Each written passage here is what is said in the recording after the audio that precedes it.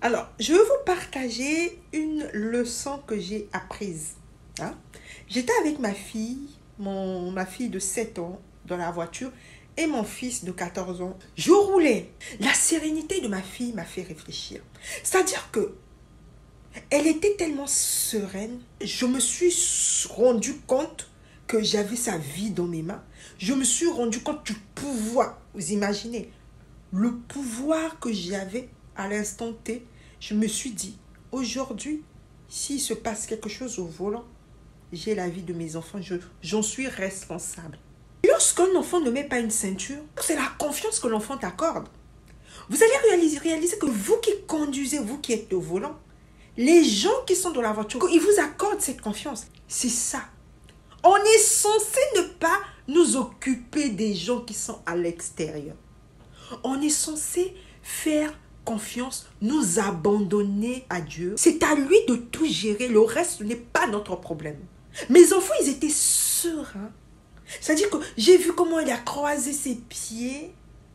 Elle était tranquille. C'est-à-dire qu'elle commençait à somnoler. C'est-à-dire c'est juste comme un flash qui est arrivé comme ça. Dit, en fait, quelque chose m'a fait dire, tu as vu la confiance que cette petite-là a?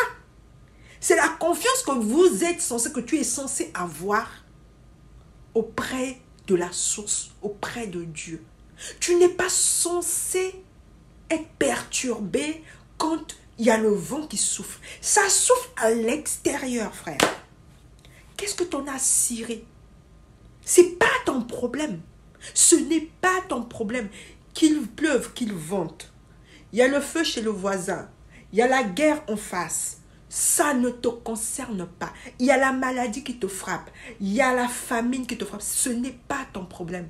Sois-en sûr. Vis dans la sérénité. Sois serein. Sois confiant. Tu as la source avec toi. C'est à lui de se débrouiller, frère. Abandonne-toi. Abandonne tout. Lâche prise. Observe. C'est la leçon que j'ai comprise. Je vous jure, j'étais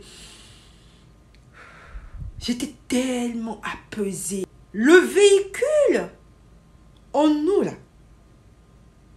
le corps. Mais le corps n'est rien. C'est-à-dire que lorsque tu prends la voiture, tu mets la voiture. S'il n'y a personne, la voiture n'a pas de valeur. Qu'est-ce qui donne la valeur à une voiture? C'est l'humain. C'est toi quand tu rentres dans cette voiture. C'est toi quand tu choisis cette voiture. C'est toi qui viens donner la valeur à cette voiture. Le corps que tu as, d'accord, c'est ce que tu as en toi. C'est cette âme qui est venue rentrer dans ce corps, qui donne la valeur à ce corps, frère. Donc, en réalité, le corps, là, c'est pas toi qui conduis. Tu penses conduire, ce n'est pas toi, frère. Toi, fais juste confiance. Tout est établi. Toi, fais juste confiance. Parce que lorsque tu ne fais pas confiance, tu vas dans des directions contraires. Tu te fais des peurs. Tu fais des choses qui n'ont rien à voir avec ce que la source a établi pour toi. Tu vas arriver à faire un accident parce que tu es en train de t'occuper de ce qui se passe à l'extérieur. Donc, on t'a dit, installe-toi. On te conduit. Laisse-toi conduire. C'est tellement... J'ai pris ces exemples pour te faire comprendre des choses. Ce que je veux dire, en gros, ça va être quoi? Ça va être que lorsque tu crois en la source, tu crois à un Dieu, tu n'as pas à paniquer. Tu es malade. Où est ton problème dans tout ça? Où est ton problème? Tu as faim. Où est ton problème? C'est à toi de gérer. C'est-à-dire, dans la vie, il faut expérimenter. Il faut mettre ce en quoi tu crois en épreuve. Il faut le mettre en épreuve. Le Dieu en qui tu crois. Mets-le en épreuve. Il a dit ça. Ok, frère. Tu as dit ça, il n'y a pas de souci. Je m'abandonne, là, j'ai faim.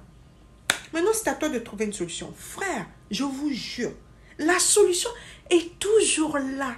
Mais c'est parce que nous sommes dans le bruit du monde. Nous sommes dans la panique. Nous pensons que c'est nous qui trouvons des solutions. Nous pensons que c'est nous qui faisons les choses. C'est pour ça que nous sommes perdus. D'accord? Si vous pouvez capter ce que je viens de dire, vous allez comprendre beaucoup de choses. Vous allez comprendre beaucoup de choses. C'est-à-dire que moi, le but, c'est ne pas de dépendre. Ne dépendez de personne. Soyez souverain. Basta. Dans nos sociétés, dans nos entreprises, on dépend. Donc, mon âme va aussi dépendre de l'âme de quelqu'un d'autre. Alors que tous... Oh frère, ah non, ça c'est l'arnaque du siècle. C'est mort. D'accord? Moi, je suis plus là-bas. D'accord? Je suis plus là-bas. Ça, c'est l'ancienne histoire.